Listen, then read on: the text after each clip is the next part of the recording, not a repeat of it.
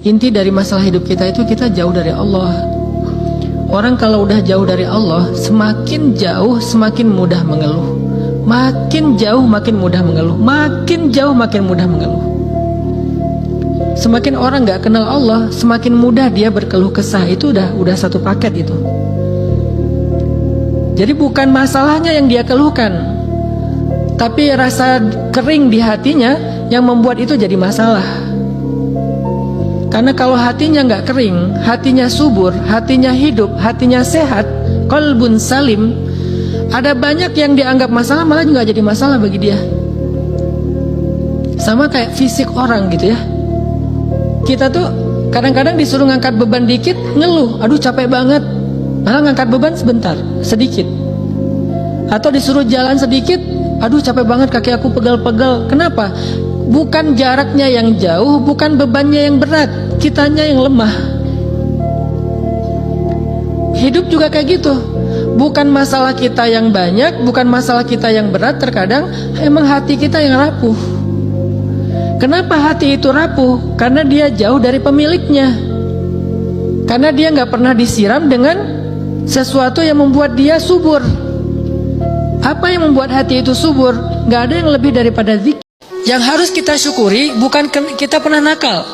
Yang harus kita syukuri, kita pernah nakal tapi Allah masih kasih kita kesempatan. Itu yang kita syukuri, kesempatan tuh. Sampai akhirnya kita bisa berhijrah, Allah kasih hidayah, itu yang kita syukuri.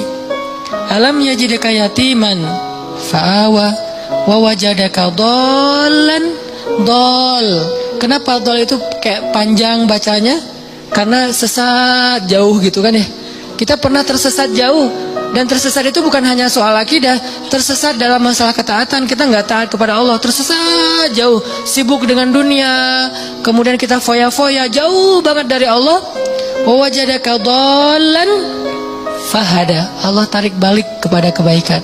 Yang harus kita syukuri bukan dhalnya, tapi fahadanya, hidayahnya.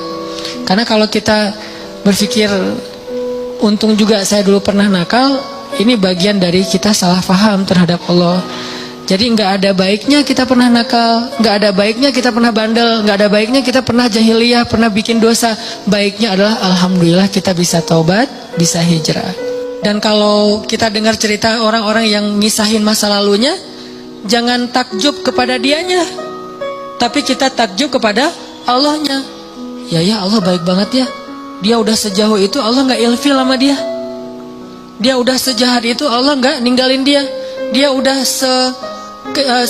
sezalim itu sama Allah, mencurangi hak-hak Allah. Allah nggak nutup pintu rahmat untuk dia. Allah itu maha baik. Jadi yang kita kagumin tuh Allah yang udah nyelamatin dia dari masa-masa yang sulit. Bukan justru dia, oh hebat ya lo bisa bikin dosa terus taubat. Nggak. Bukan dia yang hebat, Allah yang hebat. Karena betapa banyak orang yang Allah biarkan bara'atun dan matinya dalam keadaan su'ul khotimah. Dan Allah pasti punya alasan yang kita nggak mengerti. Yang jelas nggak mungkin Allah menzalimi hamba.